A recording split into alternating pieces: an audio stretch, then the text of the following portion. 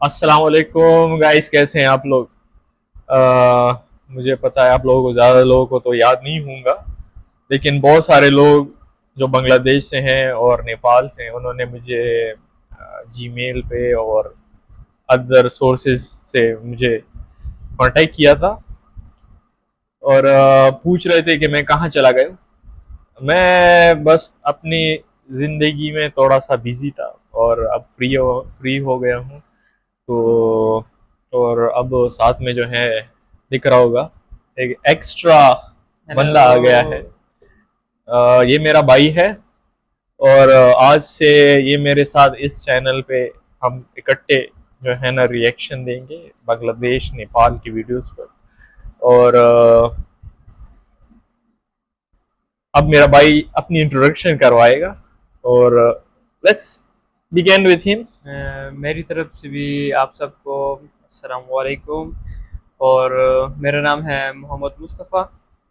और आज से मैं भी अपने भाई के साथ वीडियोस बनाऊंगा और हम अपनी तरफ से पूरी कोशिश करेंगे कि हम आपके लिए डेली वीडियोस डालें। तो तो चलिए स्टार्ट करते हैं। चलिए।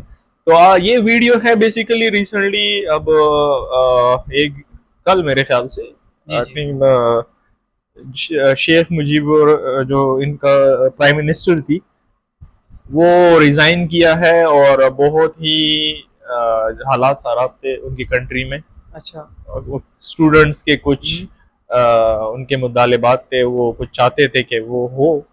और जिसमें बहुत सारे स्टूडेंट्स, बहुत सारे बांग्लादेश के लोग जो है ना, वो उन्होंने अपनी जान भी दी। अच्छा। हाँ, बहुत सारे लोग मरे हैं। हम्म।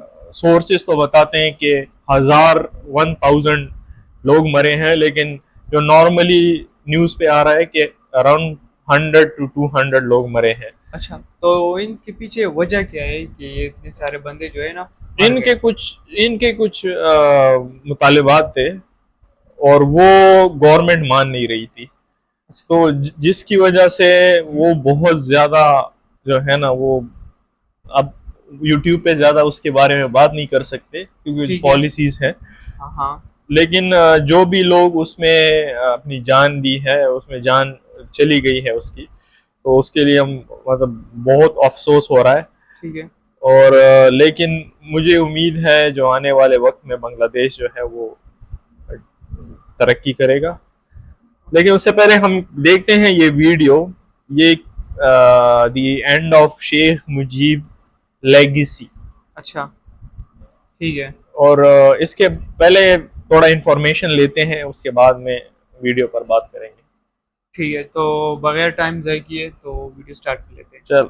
20 साल इक़्तिदार के बाद उन्हें भागने के लिए सिर्फ 45 मिनट दिए गए। बांग्लादेश से शेख मुजीबुर रहमान की लेगेसी खत्म हो चुकी है। बांग्लादेश में तलबा की लड़ाई के पीछे मुल्क का पुराना कॉन्फ्लिक्ट था कि इसकी सिमत क्या हो। राइट विंगर्स जीत गए और डिक्टेटरशिप की वजह से लिबरल पॉलिसीज की बात करने वाले हार गए। 1000 तलबा की मौत उस वक्त रंग लाई जब वज़ीर-ए-आज़म हाउस के रास्ते की रुकावटें हटा ली। भारत का खित्ते में सबसे अहम इत्तेहादी अब कहाँ बना लेगा। कैसे हैं दोस्तों, मैं फैसल वड़ैच। 15 साल मुसलसल और 20 साल इन टोटल इक़्तिदार में रहने के बाद आखिरकार शेख हसीना वाजिद को मुल्क छोड़कर भागना पड़ा। उन्होंने कई दिन से पूरे मुल्क में कर्फ्यू लगा रखा था, इंटरनेट बंद कर दिया गया था और एहतजाज करते तलबा पर लाठियां और गोलियां बरसाई जा रही थीं। एक अंदाजे के मुताबिक अब तक 1000 के करीब स्टूडेंट्स मारे जा चुके थे। सिर्फ इस संडे के एक दिन में, इतवार में 4 अगस्त को, बांग्लादेश में 60 के करीब स्टूडेंट प्रोटेस्टर्स को गोलियां मारकर कत्ल कर दिया गया। आप जानते हैं कि यह एहतजाज नौकरियों में कोटा सिस्टम के खिलाफ तलबा ने शुरू किया था। मुख्तसरन ये कि शेख हसीना वाजिद ने जॉब्स में 30% कोटा उन फैमिलीज के लिए रखा था जिन्होंने 1971 की जंग आज़ादी में हिस्सा लिया था। ये कोटा एक बार माजी में ख़त्म करके इसको फिर अदालत से उन्होंने दोबारा बहाल करवा लिया था। अब इसी पर तलबा को गुस्सा था कि 1971 की 1971 की जंग आज़ादी में तो पूरी कौम ने हिस्सा लिया था और फिर उस वाक़े में हिस्सा लेने वाले तो अब नौकरी की उम्र से भी गुजर चुके हैं। इसलिए उनकी फैमिलीज को इतना बड़ा कोटा देना दरअसल अपने हामियों को नवाजने का एक बहाना है, करप्शन का और ताकत हासिल करने का एक मेथड है। यानी प्राइम मिनिस्टर शेख हसीना वाजिद चालाकी से सिर्फ अपने मनपसंद लोगों को तमाम इदारों में प्लांट करके اپنی سول ڈکٹیٹرشپ طویل کرنا چاہتی تھیں۔ آخر 2009 سے اب تک پچھلے 15 سال سے وہ ایسے ہی حربوں سے اپنی حکومت کو، اپنی نیم ڈکٹیٹرشپ کو، سول ڈکٹیٹرشپ کو قائم رکھے ہوئے تھی، بلکہ اپنی اس آخری چوتھی ٹرم میں جس کے الیکشن اسی سال جنوری میں ہوئے ہیں، وہ صرف اس لیے فاتح ٹھہری تھیں، جیت گئی تھیں کہ بڑی اپوزیشن جماعت جو ان کے مقابلے پر تھی، بنگلہ دیش نیشنل پارٹی، اس نے تو الیکشن کا بائیکاٹ کر دیا تھا، کیونکہ انہیں حکومت کے مقرر کردہ الیکشن کمیشن پر اعتماد نہیں تھا کہ وہ فری اینڈ فیئر الیکشن کروا سکیں گے۔ حالیہ طلبہ کا احتجاج دراصل 2 ماہ پہلے تقریباً شروع ہوا اور پھر پچھلے 4 ہفتوں میں اس نے شدت اختیار کر لی، اور پچھلے 2 دن میں یہ اس انتہا پر تھا کہ اگر شیخ حسینہ واجد نہ بھاگتی تو شاید اپنے والد شیخ مجیب الرحمان، جنہیں بنگلہ دیش میں عزت سے بانگا باندو بڑا بھائی کہا جاتا ہے، ان جیسی قسمت سے دوچار ہو جاتی، یعنی خدا نخواستہ قتل کر دی جاتی۔ یہی وجہ ہے کہ Bengali army chief general Waqaruzzaman نے انہیں 5 فروری کو صبح کہا کہ بہتر ہے آپ استعفیٰ دے کر ملک چھوڑ جائیں، لیکن وہ ابھی تک ملک چھوڑنے پر اور استعفیٰ دینے پر تیار نہیں تھی۔ وہ خود کو آئرن لیڈی سمجھتی تھیں اور ان کا دعویٰ تھا کہ اگر کچھ کرنا ہے تو اوور بائی ڈیڈ باڈی۔ لیکن پھر یہ ہوا کہ غالباً آرمی نے ہی وزیر اعظم ہاؤس کی طرف آنے والے راستوں سے سپہر سے کچھ پہلے رکاوٹیں ہٹوا دیں۔ جب یہ رکاوٹیں ہٹیں تو تقریباً 1 لاکھ کے قریب مظاہرہ کرتے ہوئے، احتجاج کرتے ہوئے طلبہ، غصے میں بھرے طلبہ وزیر اعظم ہاؤس کے گیٹس تک پہنچ گئے۔ اب ظاہر ہے یہ ہزاروں کی تعداد میں تھے، تقریباً 1 لاکھ کے لگ بھگ تھے، تو انہیں کوئی نہیں روک سکتا تھا۔ اس وقت آرمی چیف نے پھر وزیر اعظم کو دوبارہ وارننگ دی، انہیں کہا کہ 45 منٹ میں آپ استعفیٰ دے کر ملک چھوڑ جائیں، اس سے زیادہ ہم ان مظاہرین کو نہیں روک سکتے۔ آئرن لیڈی چند قریبی ساتھیوں کے ساتھ باہر کھڑے MI-17 ہیلی کاپٹر پر انڈیا فرار ہو گئی۔ جس وقت شیخ حسینہ واجد بم پروف گاڑی میں وزیر اعظم ہاؤس کے لان میں کھڑے ہیلی کاپٹر کی طرف بڑھ رہی تھیں تو یہ تاریخی منظر فلما لیے گئے ویڈیو بن گئی۔ کوئی ستم ظریف کھڑکی سے یا درختوں کی اوٹ لے کر غالباً موبائل ویڈیو بنا رہا تھا۔ اس ویڈیو سے آپ آسانی سے جان سکتے ہیں کہ حسینہ واجد نے جانے سے پہلے یہ بندوبست کرنے کی کوشش کی ہوگی کہ کوئی اس فرار کی ویڈیو نہ بنا سکے، اسی لیے وہ تھوڑا چھپ کر پیچھے ہو کر ویڈیو بنا رہا ہے۔ شیخ حسینہ واجد کے بھاگ جانے کے بعد جنرل وقارالزمان نے ٹی وی پر آ کر پریس کانفرنس کرتے ہوئے ملک میں ایک نئی عارضی حکومت، عبوری حکومت کا اعلان کیا۔ جنرل وقارالزمان نے 5 بجے کے ارد گرد قوم سے ٹیلی ویژن خطاب میں کہا کہ پلیز آپ فوج پر اعتماد رکھیں، میں پوری ذمہ داری لیتا ہوں لوگوں کی زندگیوں کی اور ان کی پراپرٹیز کی کہ وہ محفوظ رہیں گی۔ میں آپ کو یقین دلاتا ہوں کہ آپ کو بالکل مایوسی نہیں ہوگی۔ انہوں نے طلبہ سے کہا کہ آپ گھروں کو چلے جائیں، سڑکیں چھوڑ دیں، کیونکہ ان کے مطالبے کے مطابق ایک ایک ہلاکت اور ایک ایک ظلم کی انویسٹیگیشن کی جائے گی، اس کا حساب ہوگا۔ جس وقت جنرل وقارالزمان یہ اعلانات کر رہے تھے، اس وقت ناراض طلبہ شیخ حسینہ واجد کے گھر میں داخل ہو چکے تھے، ڈنڈے ان کے ہاتھوں میں تھے اور بہت سے ابھی تک دیواریں بھی پھلانگ رہے تھے۔ بہت سے پرائم منسٹر ہاؤس میں مختلف جگہوں پر بیٹھ کر کھانا کھا رہے تھے، شاید ان کے فریزر سے اور کچن سے انہوں نے نکالا ہو لیگ پیسز، اور مرغیوں پر ہاتھ صاف کر رہے تھے اور گاڑیوں پر چڑھ کر جوش و خروش سے انہیں توڑ رہے تھے۔ وہ فتح کی خوشی میں وزیر اعظم ہاؤس میں سجدہ شکر بھی ادا کر رہے تھے، ایسے بھی ان میں تھے۔ کچھ وزیر اعظم ہاؤس کی سیکورٹی پر مامور فوجی جوان جو تھے ان سے ہاتھ ملا رہے تھے، اور فوجی جوان ان کو روک تو رہے تھے لیکن ذرا نرم ہاتھوں سے۔ جبکہ وزیر اعظم ہاؤس سے بہت دور چٹاگانگ کے سلہٹ روڈ پر بہت سے لوگ بنگلہ دیش کے بانی بونگا باندو یعنی شیخ مجیب الرحمان کا مجسمہ بھی گرانے میں مصروف تھے۔ یہ 15 فیٹ اونچا مجسمہ خصوصی طور پر ابھی 3 سال پہلے فوج نے اپنی نگرانی میں تیار کروا کر یہاں لگوایا تھا۔ چٹاگانگ کے علاوہ بھی پورے بنگلہ دیش میں لوگوں نے شیخ مجیب الرحمان کی یادگاروں کو نشان عبرت بنانا شروع کر دیا تھا۔ لوگ اتنے ناراض تھے کہ انہوں نے کئی جگہوں پر مجسمے کے بازو توڑ دیے، سر پر کلہاڑے مارے، سر کے اوپر جا کر کھڑے ہو گئے اور اسے جوتوں کے ہار پہنائے، اور لاکھوں لوگوں نے سب کے سامنے کھڑے ہو کر اپنے فاؤنڈر کا یہ تماشا دیکھا۔ یہ واقعہ جنوبی ایشیا کی تاریخ کا ایک انوکھا سانحہ ہی ہوگا جس میں ایک قوم نے اپنے متفقہ قائد اور لیڈر کے مجسمے سے ایسا توہین آمیز سلوک کیا ہو، جبکہ ان کے قتل کو 49 ایئرز ہو چکے ہیں۔ اب یہ سچ ہے کہ کوٹا سسٹم شیخ مجیب الرحمان کے دور ہی میں شروع ہوا تھا، لیکن بعد میں اس سسٹم کو ختم کر دیا گیا تھا، جیسا کہ ہم نے آپ کو بتایا کہ شیخ حسینہ واجد نے اس کو دوبارہ شروع کیا تھا عدالت کے ذریعے۔ یعنی موجودہ کوٹا سسٹم والے کرائسس سے شیخ مجیب الرحمان یا ان کی لیڈرشپ کا تو بظاہر براہ راست کوئی تعلق نہیں بنتا، مگر چوکوں اور چوراہوں میں بانی بنگلہ دیش کے مجسمے، تصاویر اور مونومنٹس پر جوتے مارے جا رہے ہیں، سیاہ رنگ پھینکا جا رہا ہے اور ہتھوڑوں سے ان کی تصاویر والی دیواریں گرائی جا رہی ہیں۔ ایسا لگتا ہے کہ بنگلہ دیش میں شیخ مجیب الرحمان کی لیگسی آخر کار ختم ہو گئی ہے، اور اس کے مقابلے میں وہ لوگ جو بنگلہ دیش کو رائٹ ونگ نظریات کے ساتھ چلانا چاہتے ہیں، ان کی لیگسی سروائیو کر گئی ہے، یا آگے بڑھنے کے لیے اس کے لیے مواقع پیدا ہو گئے ہیں۔ سابق وزیر اعظم خالدہ ضیاء اور جماعت اسلامی بنگلہ دیش اب لگتا ہے کہ اس ملک کی سیاسی طاقت ہوں گے اگلے کچھ برس تک۔ शेख मुजीबुर रहमान की लेगेसी को रिवाइव करने के लिए, बहाल करने के लिए 76 ईयर्स की 76 साल शेख हसीना वाजिद न जाने कभी अब वापस आ पाएं या नहीं। उनका मकबूल जानशीन भी कोई नहीं है। एक बेटा सजीव वाजिद है, लेकिन वो अमेरिका में सेटल है और वहीं उसने शादी भी कर रखी है। बांग्लादेश में उसको करप्शन इल्ज़ामात और बहुत सी कंट्रोवर्सीज का सामना है। शेख हसीना वाजिद ने अपने बेटे को IT मिनिस्टर, टेक्नोलॉजी मिनिस्टर बनाया था, लेकिन वो अवाम में मकबूलियत के बजाय मुसलसल तनकीद का निशाना ही बनते रहे, जिसका बड़ा मौजू उनकी करप्शन होता था, उनकी सिक्योरिटी होता था और अमेरिकी रियासत वर्जीनिया में सेटल होना था। अभी स्टूडेंट प्रोटेस्ट्स में भी उन पर इल्ज़ामात लगे कि वो सिक्योरिटी फोर्सेस को हुक्म दे रहे हैं कि मुजाहिरीन के खिलाफ सख्त आहनी हाथ इस्तेमाल किया जाए। अब दूसरा किरदार उनकी बेटी साइमा वाजिद हैं, जो कि उनकी लेगेसी को आगे बढ़ा सकती हैं, लेकिन वो भी बांग्लादेशी सियासत पर अब तक कोई असर नहीं छोड़ सकी। वो वर्ल्ड हेल्थ ऑर्गेनाइजेशन के साथ, यूनाइटेड नेशंस के साथ काम करती हैं। सो अगर हसीना वाजिद की जल्द वापसी नहीं होती तो आप इसे बांग्लादेश में end of Sheikh Mujibur Rahman legacy कह सकते हैं। तो क्या कभी वो वापस आएंगी? वैसे शेख हसीना वाजिद आखिरी इतलात के मुताबिक भारत के सरहदी इलाके अगरतला पहले पहुंची थी, वहां से दिल्ली की सिमत प्रवास कर गई। ऐसा लगता है कि वो भारत या लंदन में से किसी एक जगह जिलावतनी का अब बाकी वक्त काटेंगी, जबकि उनके पीछे बांग्लादेश में मिलिट्री की क़यादत में एक आर्जी अबूरी इत्तेहादी हुकूमत बनेगी, इंटरिम गवर्नमेंट। और आगे की कहानी बदकिस्मती से हम सब जानते हैं कि थर्ड वर्ल्ड में क्या होता है। कुछ देर ये इत्तेहादी हुकूमत चलेगी, फिर इनमें इख्तलाफात होंगे, फिर फ़ौज सबको निकाल कर अपनी हुकूमत चलाएगी और आखिर में सब लोग अवाम इस फौजी हुकूमत के भी खिलाफ हो जाएंगे या जो भी ये सेटअप बनाएगी उसके खिलाफ हो जाएंगे। ये नहीं तो इससे मिलते जुलते हालात बदकिस्मती से थर्ड वर्ल्ड का मुकद्दर ही होकर रह गए हैं। वैसे आपको बताएं कि बांग्लादेश के क़याम के फ़ौरन बाद ही वहाँ की अवाम अपने बानी बांगा बांधु शेख मुजीबुर रहमान के खिलाफ होने लगे थे, क्योंकि इस अलहदगी के पीछे बंगाली अवाम और लीडरशिप में एक बड़ी नजरियाती तकसीम शुरू से थी। जैसा कि अभी बांग्लादेश की आज़ादी को जब 1 साल भी पूरा नहीं हुआ था तो ढाका के पलटन मैदान में एक जलसा हुआ था। ये 17 सितंबर 1972 72 की बात है। ये पलटन का वही मैदान था जिसमें जनरल न्याजी ने जनरल जगजीत सिंह अरोड़ा के सामने हथियार डाले थे, वही तारीखी मैदान। इस ग्राउंड में एक बार फिर 1 लाख के करीब बंगाली जमा थे और शेख मुजीबुर रहमान के खिलाफ नारे लगा रहे थे। मुक्ति बाहिनी के एक साबिक जंगजू अब्दुल रब, जो कि पाकिस्तानी फौज के खिलाफ 71 की जंग में लड़ चुके थे, उन्होंने शेख मुजीबुर रहमान और उनकी हुकूमत के खिलाफ एक धुआंधार तकरीर की। उन्होंने कहा, शेख मुजीबुर रहमान कहते थे कि आज़ादी के बाद तो यहाँ कोई भूख से नहीं मरेगा, कोई कहत नहीं आएगा, यहाँ खाने पीने की रेल पेल होगी। हालांकि अब लोग खुराक ना मिलने ही की वजह से मर रहे हैं। यहाँ तो एक दफ़ा फिर कहत का समा हो रहा है।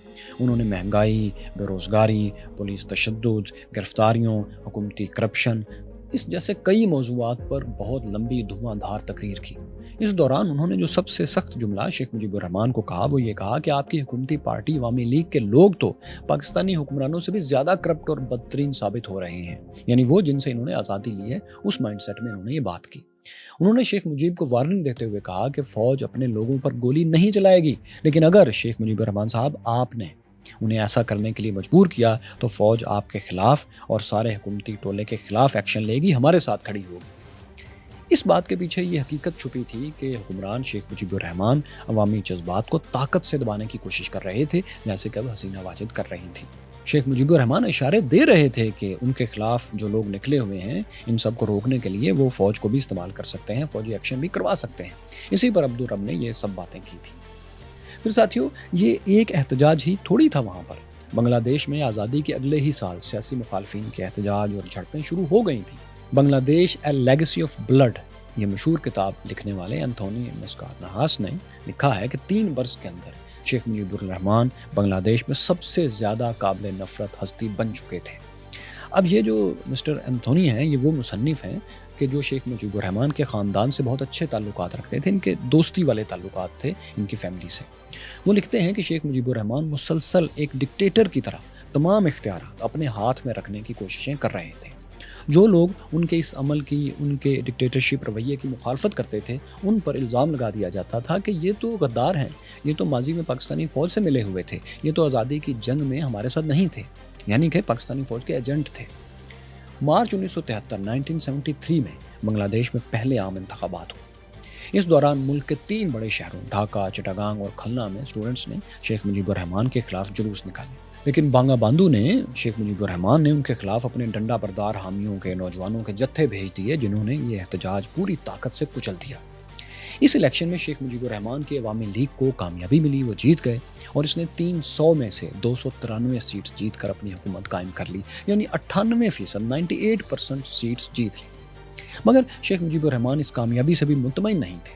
وہ الیکشن کے بغیر ہی اپنی حکومت کو بہت لمبا کھینچنا چاہتے تھے. اسی لیے مارچ 1975 میں شیخ مجیب الرحمان نے ملک میں ون پارٹی سسٹم نافذ کر دیا. اس کا مطلب یہ تھا کہ شیخ مجیب الرحمان اب زندگی بھر کے لیے ایک ڈکٹیٹر کی طرح حکومت کریں گے. ان کے فیصلوں کو کوئی چیلنج نہیں کر سکتا. ان کی موت کے بعد بھی انہی کی پارٹی حکمران رہے گی, جیسا کہ کم و بیش اس وقت شمالی کوریا اور چین میں ہے. کچھ اسی سے ملتا جلتا نظام قائم کرنے کا سلسلہ انہوں نے شروع کر دیا تھا بنگلہ دیش میں. یہاں سے پھر بنگالی فوج کا حکومت میں زیادہ عمل دخل شروع ہو گیا, کیونکہ ملٹری میں بہت سے طاقتور لوگ تھے, ٹاپ لوگ تھے, جن کو شیخ مجیب الرحمان کے یہ اقدامات پسند نہیں تھے. انہوں نے سازشیں تیار کرنا شروع کر دی اور چند ماہ بعد بغاوت کر دی. 15 اگست 75 کی صبح بنگالی فوج کے 120 جوان 5 ٹرکوں میں بیٹھ کر ڈھاکہ میں شیخ مجیب الرحمان کی رہائش گاہ پر پہنچ گئے. گھر کے باہر کھڑے پولیس والوں نے تو فوجیوں کو دیکھتے ہی سرنڈر کر دیا, لیکن گھر کے اندر بانگا باندو کے مسلح گارڈز نے فوجیوں پر فائر کھول دیا. اس میں ایک فوجی مارا گیا اور دوسرا شدید زخمی ہوا. اس پر فوجیوں نے جوابی فائرنگ کر دی اور گارڈز کو قتل کر دیا. اس کے بعد انہوں نے گھر کی تلاشی لینا شروع کی. شیخ مجیب الرحمان کے 2 بیٹوں کمال اور جمال نے اسٹرین گن سے فوجیوں پر اس دوران فائرنگ بھی کی.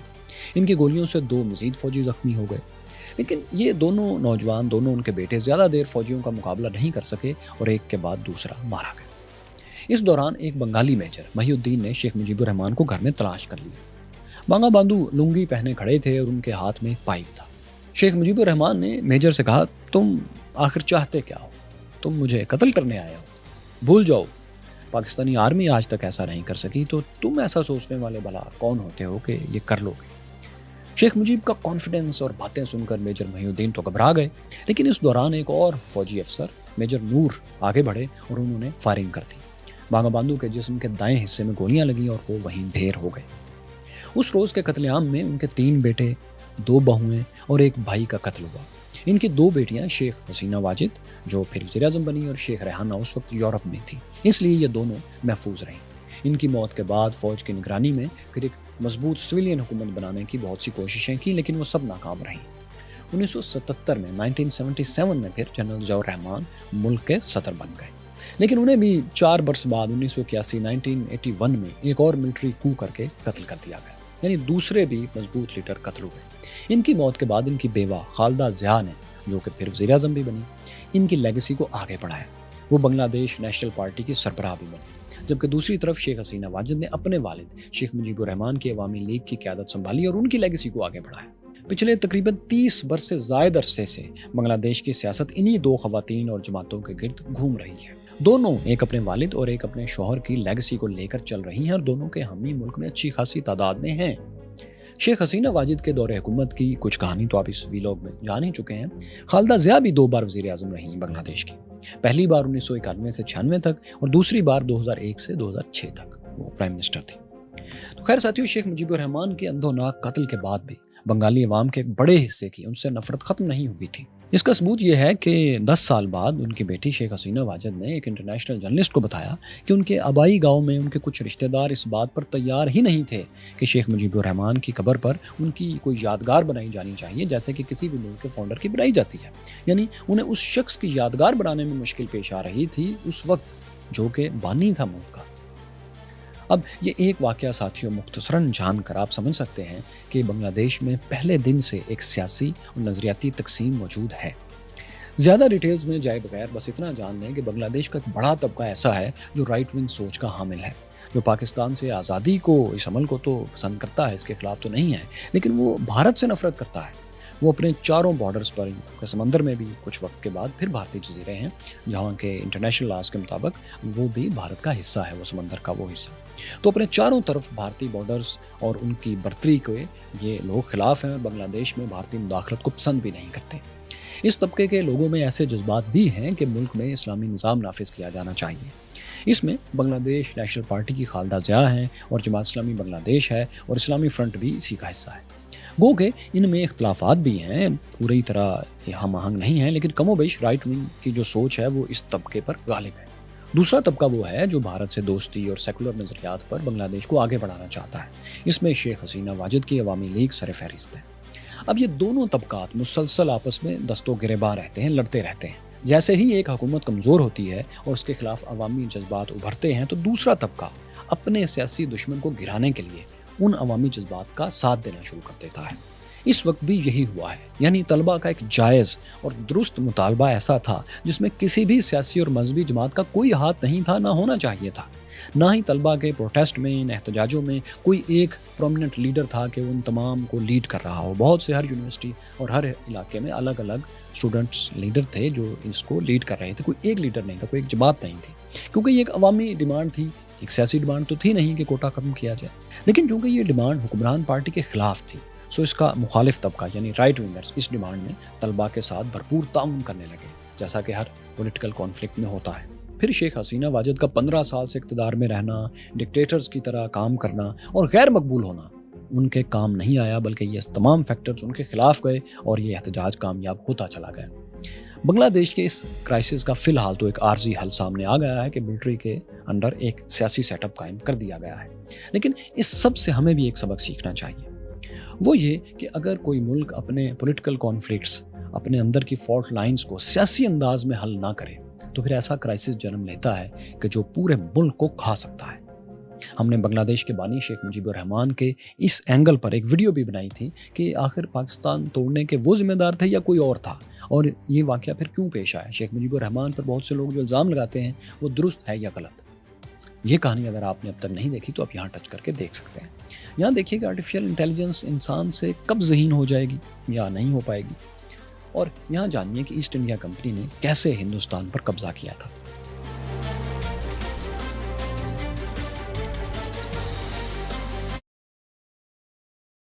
ایک چیز تو صاف ہو گئی کہ لوگ جو ہے نا وہ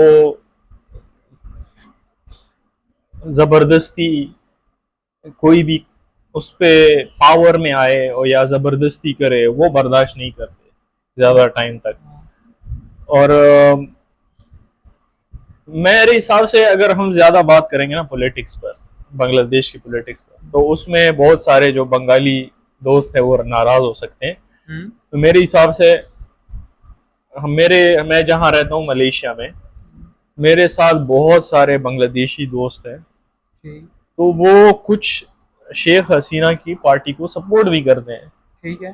تو یہ اس بات سے بھی اگنور نہیں کر سکتے کہ اس شیخ حسینہ کو سپورٹ نہیں ہے، اس کو سپورٹ تھا. لیکن جو اگر دیکھا جائے نا یہ جو پولیٹیکل موومنٹ تھی، اب لوگ نکلے باہر، جی اس میں کوئی پارٹی شامل نہیں تھی، ہاں سارے اسٹوڈنٹ تھے. بالکل. تو اسٹوڈنٹ سب نکلے ہیں اور وہی انہوں نے ہی گورنمنٹ گرائی ہے. یہی ہے، بالکل ایسی بات ہے. لیکن اب جو گورنمنٹ، ابھی جو آرمی جو ہے نا پاور میں آ گئی ہے، تو سملر سچویشن پاکستان میں بھی تھی پہلے. ہاں بالکل ایسی ہے، مگر مجھے تو بس ایک ہی بات سمجھ آئی ہے، میجورٹی از اتھارٹی. مگر اگر بندہ جو چاہے نا وہ سارے مل کر ایک کام کرے تو ہو سکتا ہے. تو ہم امید کرتے ہیں کہ بنگلہ دیش جو ہے وہ ڈیولپ ہوگا. اگر انسان ایک ماحول میں خوش نہیں ہے تو وہ میٹرکس کو توڑ دے، نکلے اس سے باہر. کب تک یہ انسان پنجرے میں بند رہے گا؟ یہ بھی تو مطلب یہ جب سارے جو اسٹوڈنٹس تھے جو باہر نکلے، یہ حالہ گلا مچا اور سارا ملک جو ہے نا اس طرح پرائم منسٹر اور سب کچھ ہٹ گیا، تو کیا ہوا؟ لوگ خوش نہیں تھے ان سے نا، کچھ تو ہو گئے، اس طرح کچھ بات تو ہوگی نا ان میں. نہیں، ان کو جو ہے نا جو رائٹس مل رہے تھے وہ کچھ کو الگ مل رہے تھے اور کچھ کو نہیں مل رہے تھے. تو اس وجہ سے یہ ہوا ہے، سارے اسٹوڈنٹ کہہ رہے تھے کہ ہمیں بھی ملنا چاہیے، سب کو کیوں، مطلب کچھ کو کیوں دے رہے ہو. اچھا ٹھیک ہے. لیکن میرے حساب سے اب جو بھی ہوا ہے، لیکن بہت سارے لوگ اس میں مارے گئے. بالکل ایسے. اور وہ ان بیچاروں کی فیملیز ہوں گی، ان کے بچے ہوں گے، ان کے جو ہے نا آگے پیچھے لوگ ہوں گے، اور وہ اب وہ ختم ہو گیا ہے. تو ان کو ان کی ریکوری کے لیے کیا ہوگا؟ وہ جو مر گئے ہیں وہ किस तरीके से सरवाइव करेंगे। और अब जो आर्मी गवर्नमेंट में आई है, मतलब उन्होंने पावर में आए हैं गवर्नमेंट, आर्मी कितनी देर तक रहेगी, क्योंकि पाकिस्तान में भी ऐसा हुआ है, हाँ जी, जब आर्मी आती है गवर्नमेंट में तो वो बिल्कुल फिर नहीं छोड़ती। नहीं छोड़ते, कुछ भी नहीं हो सकता। तो बांग्लादेश में मेरे ख्याल से ये फर्स्ट टाइम है जो कि आर्मी गवर्नमेंट में आई है। मुझे तो लगता है ये सब कुछ तुर्की की तरह हुआ है, तुर्की में जो हुआ था सब कुछ। पता नहीं, लेकिन मैं तो बस यही कहूँगा, उम्मीद तो यही है कि बांग्लादेश तरक्की करे, बांग्लादेश के लोग खुश रहें, और बस ये जो हुआ है आइंदा से ना हो। जिन लोगों का राइट है उनको अपना राइट मिले और ग्रो करें। Yes, obviously. तो आज के लिए वीडियो इतनी। हाँ जी, बिल्कुल। तो इंशाल्लाह फिर मिलते हैं अगली वीडियो में, तब तक स्टे ट्यून। अल्लाह हाफिज़। अस्सलाम वालेकुम।